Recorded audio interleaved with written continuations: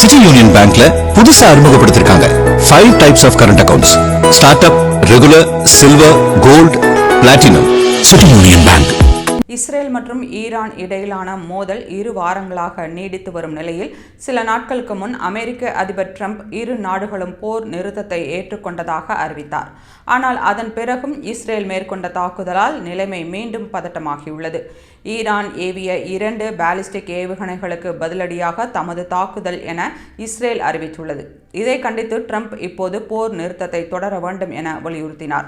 இருந்தாலும் இஸ்ரேல் தொடர் தாக்குதலில் ஈடுபட்டது. இது தொடர்பாக இஸ்ரேல் பிரதமர் நெதன்யாகுவிடம் ட்ரம்ப் ஆலோசித்த போது ஈரான் தான் முதலாவதாக போர் நிறுத்தத்தை மீறி தாக்கியது, அதற்கு பதிலடி கொடுக்க வேண்டிய கட்டாயம் என தெரிவித்துள்ளார்.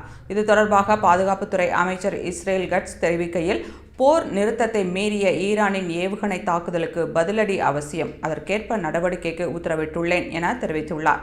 இதனால் மோதல் மேலும் தீவிரமாகும் அபாயம் நிலவுகிறது.